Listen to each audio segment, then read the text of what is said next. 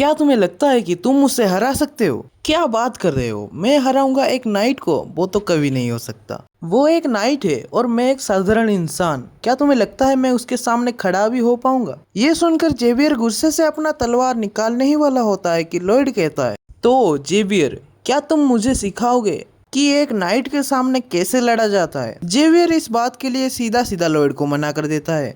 जब लॉयड उससे उसकी वजह पूछता है तो जेवियर कहता है कि राजा का हुक्म है कि मैं बस आप पर नजर रखूंगा। वैसे अगर तुम तलवारबाजी सीख जाओगे तो लोग तुमसे और भी ज्यादा डरने लगेंगे। एक बार सोच लो जेवियर, मैं तुम्हारा नींद न आने का परेशानी को भी दूर कर सकता हूँ। फिर हमें पता चलता है कि स्वॉर्ड्समैन बनने के 4 लेवल हैं और उनमें से जेवियर लास्ट लेवल पर पहुंचने ही वाला होता है, इसलिए वो अच्छे से नींद नहीं ले पाता और अच्छे से उसको नींद नहीं आती।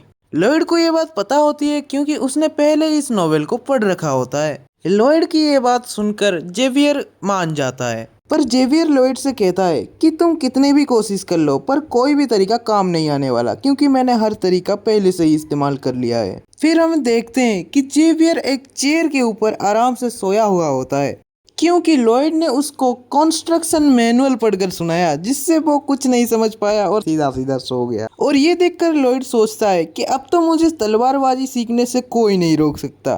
फिर हमें सुबह का सीन दिखाया जाता है। जल्दी से इस ग्राउंड के 50 चक्कर लगाओ। जेवियर के बस इतना कहने से ही लॉयड ग्राउंड के चक्कर लगाने लग जाता है। ये देखकर जेवियर भी शॉक हो जाता है। फिर ग्राउंड पर चक्कर लगाते लगाते लॉयड जेवियर को कहता है कि क्या तुम मुझे तलवारबाजी के नाम पर बस भागना सिखा रहे हो?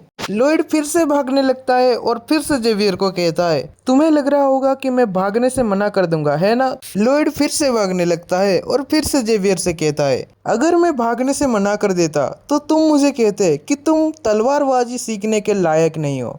क्यों, मैंने सही कहा ना? जेवियर शॉक हो जाता है क्योंकि वो वैसा ही करने वाला था। लॉयड फिर से ग्राउंड पर चक्कर लगाने लगता है और फिर लॉयड को उसकी पुरानी जिंदगी याद आती है, जहाँ पर वो भाड़े के एक छोटे रूम पर रह रहा होता है और वो हर दिन कंस्ट्रक्शन साइट पर काम करने जाता है, जहाँ पर उसे भारी भरकम ब्रिक्स उठाकर कई मंजिल ऊपर तक ले जाना होता है, पर वो अब जो कर रहा है वो उसके सामने कुछ भी नहीं। लॉयड का डेडिकेशन देखकर जेवियर तय कर लेता है कि वो उसे तलवारबाजी सिखा कर रहेगा। फिर हमें महल का सीन दिखाया जाता है, जहाँ पर न्यूमैन राजा को सब कुछ बता रहा होता है। लॉयड ने ऐसा किया, मुझे तो लगा था कि वो बड़ा हो गया है, लेकिन शायद ऐसा कुछ नहीं है। न्यूमैन राजा से इस बैटल को रोकने की बात करता है, लेकिन राजा कहते हैं कि इस बैटल को नहीं रोकेंगे, ताकि न्यूमैन लॉयड को हराकर उसकी अक्ल ठिकाने ला सके।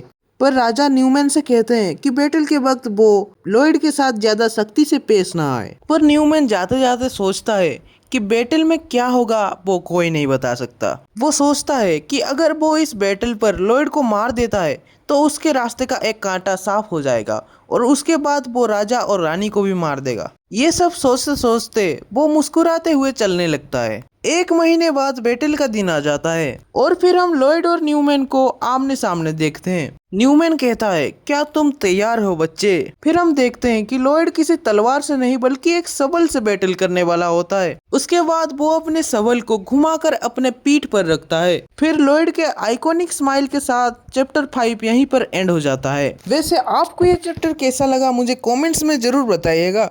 और हाँ, अगर आपको चैप्टर 6 चाहिए तो वो मैं कल ला दूंगा। अगर आपको वो मिस नहीं करना तो subscribe as soon as possible.